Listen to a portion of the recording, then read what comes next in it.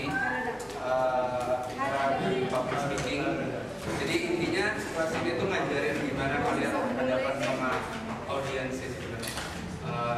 Di panggung, di konferensi pers mungkin nanti, sama fans mungkin nanti.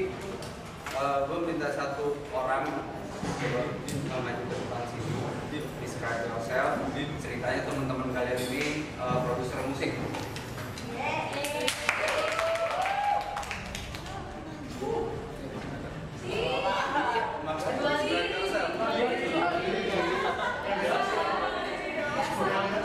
Malam-malam ada ahli.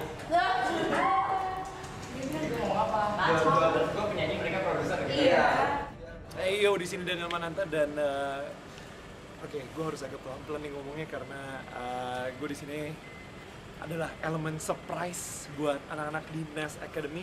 Mereka nggak tahu kalau misalnya gue ada di sini dan abis ini gue bakal mengajarkan mereka tentang public speaking. Let's go.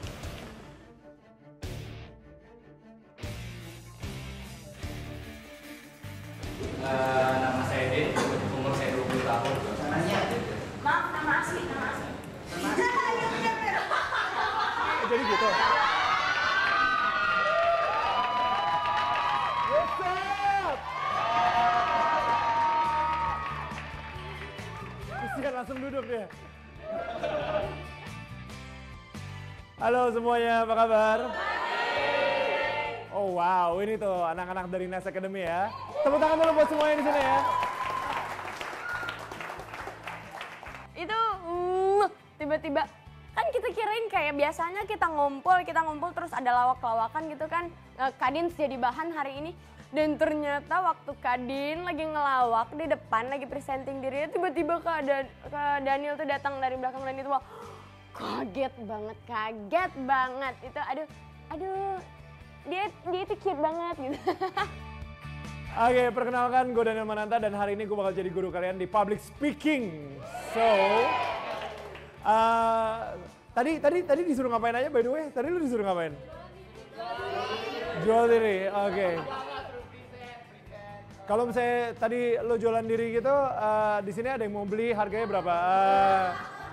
Kita mulai dari harga Rp2.000 ya, Rp2.000.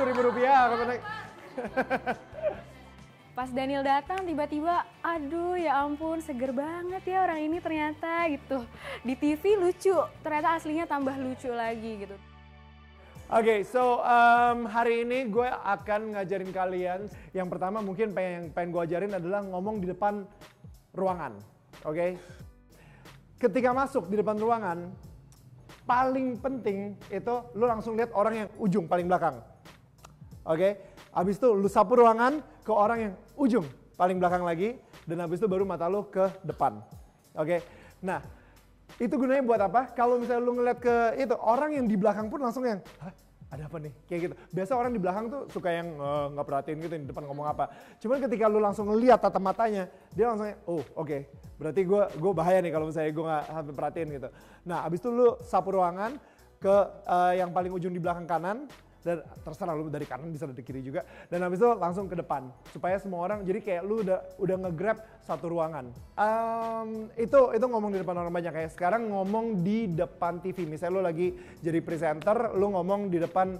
Dan ini yang diajarin sama bos gue nih ya.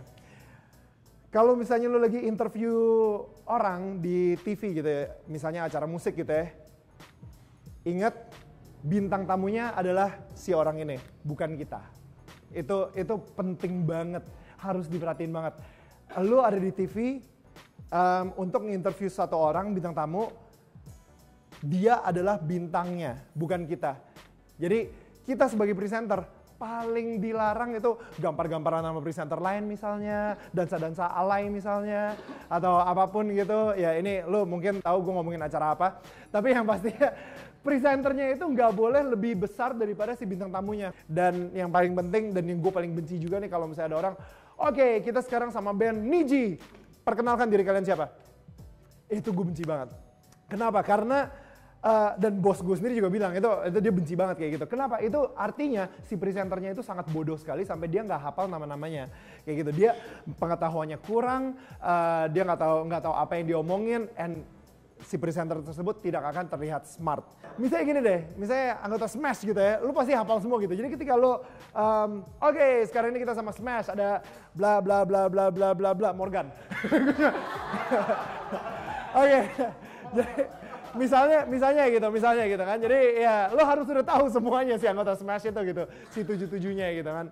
Oke, sampai sekarang ini ada yang pengen bertanya dulu nggak? Ada yang punya pertanyaan dulu? Nama aku Kila, Ya. umur 24 tahun. Oke. Single. Apa namanya, aku mau nanya, berarti kalau misalnya mau buat, maksudnya untuk cari perhatian dari media itu sendiri, kalau misalnya kita nggak mau, maksudnya umbar hal pribadi kita, gimana ya? Masalahnya kayak, berarti kita harus kayak bohong untuk cari sensasi itu dong, jatuhnya. Oke, good question. Apa sih harus kayak gimana gitu, sedangkan kita nggak mau hal yang cerita yang cengeng itu dari hidup kita jadi ke atas gitu kayaknya. Oke. Sip. Dulu sempat ketika media sempat kayak ngomongin tentang gue, ya banyak banget deh sebenarnya. Udah banyak banget gitu. Sehingga akhirnya ya sama Marisa misalnya, dan habis itu akhirnya lama sama Agnes juga ya. Gue nggak pengen ngomong, tapi ya udahlah, oke. Tapi akhirnya dari itu jadi build up dan akhirnya tiba-tiba jebret, gue menutup diri. Oke, menjawab pertanyaan lo. Apakah lo harus berbohong? No, jawabannya jangan. Kalau misalnya lo berbohong, obviously ketika ketahuan sama media itu lebih parah lagi. Dan bukan cuma media aja, sebenarnya yang kita harus takutin adalah ibu-ibu. Ibu-ibu yang nonton infotainment, ibu-ibu yang suka gosip, ibu-ibu yang suka ngomongin ke satu keluarga. Lagi di meja makan, lagi ini, yang gosip duluan siapa? Ibu-ibunya gitu. Bapaknya cuma yang diem-diem aja, tiba-tiba ya ampun ternyata orang kayak gitu ya. Anaknya pun juga ikutan gitu. Serius mah? Iya. Ya kayak gitu. Jadi maksud gue pendapat ibu-ibu itu sangat bahaya sekali. Makanya gue itu ibu, ingat ya yang paling penting, media, ibu-ibu, fans. Itulah yang paling penting banget. Oke, jangan sampai lo cross ini banget lah sama mereka. Jadi contoh ketika ibu-ibu udah mulai gak suka sama lo, nah itu udah bahaya banget gitu. Karena lo bakal diomongin, dan itu satu Indonesia mendadak jadi antipati ketika ibu-ibu udah ngomongin kayak gitu. Alright, sekarang gue pengen lo nge-present tentang diri lo. 1 menit atau 2 menit, terserah. Keep it short. Tapi it has to be interesting. Jangan sampai kita bored. Jangan sampai kita kebosanan. Oke. Yang kamu lakukan adalah secara sarkastik. Kamu benar-benar kayak nyela-nyela orang-orang yang bakal nayangin kamu di TV nanti kayak gitu.